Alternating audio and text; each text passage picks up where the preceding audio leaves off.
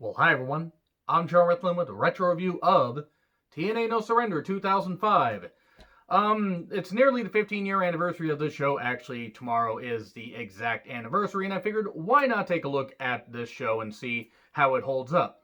This is also one of the many DVDs and this sweet shirt and many, among many other things that I got when I did the brown bag clearance warehouse special thing that they did in January of 2017, so about 3.5 years ago.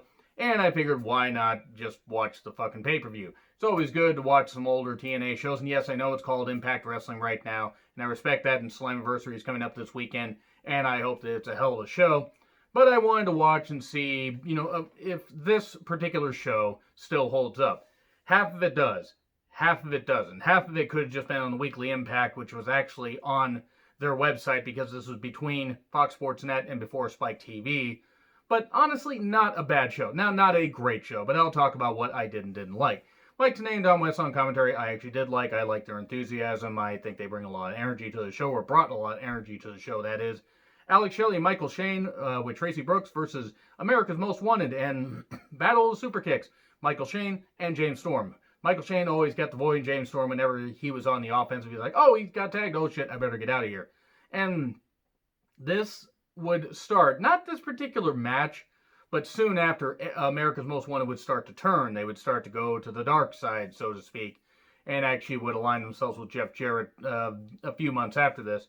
And a pretty good, run for a stable. I mean, as good as a Jeff Jarrett-led stable can be, which is, you kind of had to grade on a curve. If you let the other people that are more talented than Jeff Jarrett carry the matches, then it's not all that bad.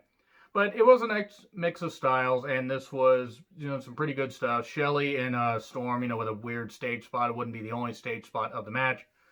Tracy got involved, and she got handcuffed. No, that's not a euphemism. She really got handcuffed. And then she kept throwing her shoes in. These big old platform shoes. They look like they would have, knocked out a freaking elephant.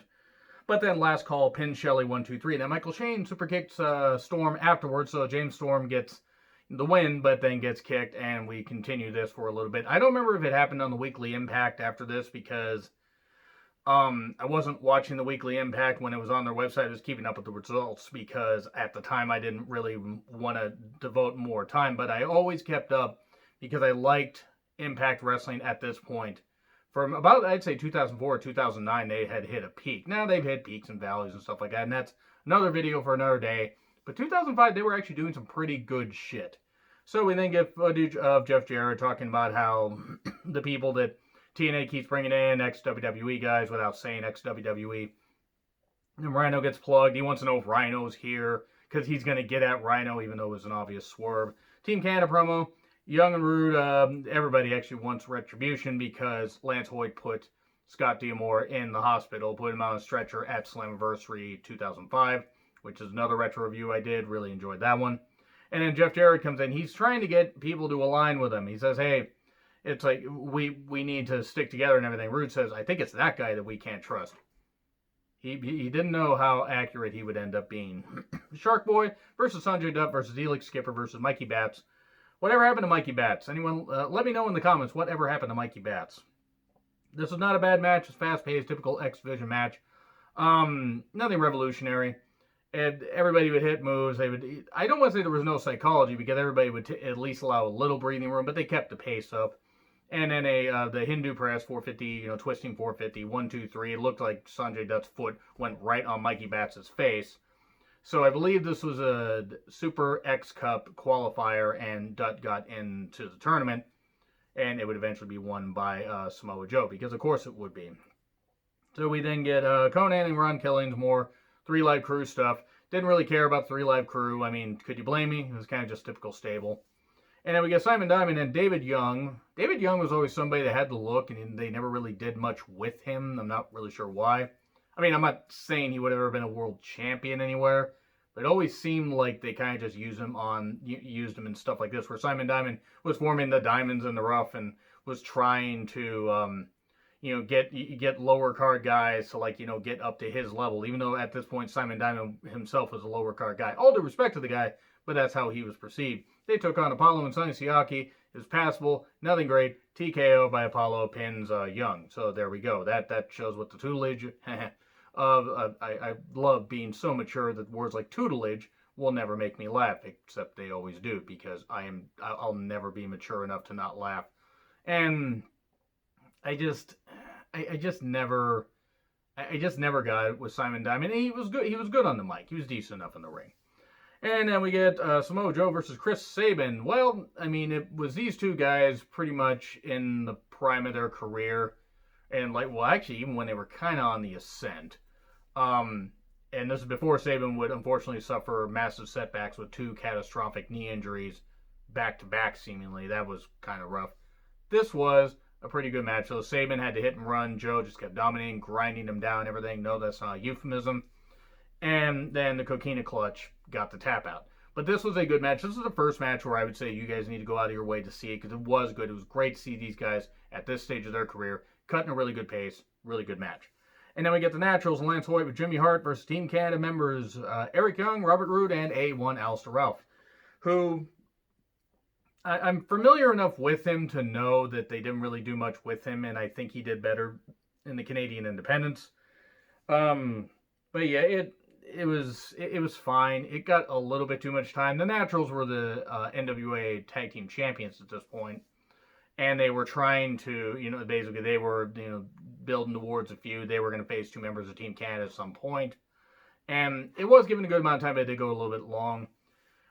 Jimmy Hart got kicked out because he was holding the Team Canada hockey stick flag thing, and he got kicked out. And then later, he had left his megaphone. Robert Roode, during a big old schmoz at the end, megaphone to the back of the head of both the members of the Naturals, and I believe Young topped Douglas 1, 2, 3. So not bad. Then Jeff Jarrett talks to Kip James, the former Outlaw, aka the former Billy Gunn, now just Billy in AEW, and Monty Brown. Monty Brown should have been much bigger in wrestling than he ended up being. I believe he had a family matter as to why he left wrestling, because he was caring for his sister's children. I think that's what it was. And, all the best to him. And I know that he did other work on the side, but he really could have been something. And he really could have. He had the mic skills. I'm not saying he was a world beater in the ring, but the pounce was a hell of a move.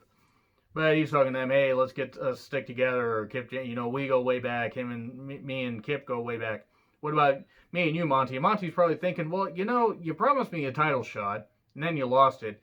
You beat the shit out of me before, but I aligned with you for absolutely no reason. Oh, you don't have the NWA title, so you're on your own. And then we get Kip James and Monty Brown versus Konnan, Ron the Truth Killings, that is, street fight, quick start, a bunch of ref bumps, Kip bleeding. This is all about would BG James show allegiance towards Kip James, his longtime tag partner, or his former tag partner, that is, or to his crew members.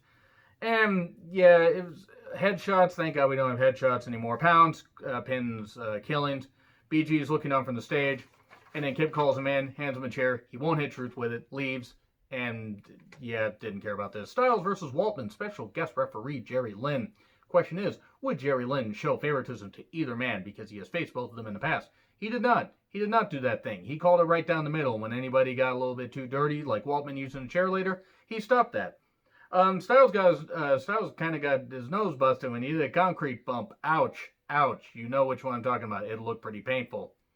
They trade finishers, got 2 count and everything. This was actually a pretty underappreciated match, and I think is one in both men's careers that should be remembered as being pretty damn good. Waltman uses a chair, puts it on Styles' knee like he's going to use it. Jerry Lynn gets it away, and then Waltman tries to grab the ropes, sunset flip, kicks him away.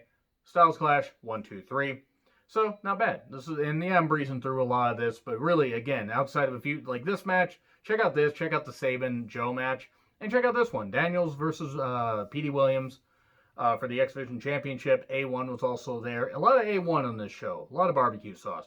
So, this is also good. I mean, it was also who could out-heel the other, because Daniels was a heel. Even though people cheered him, he was still a heel.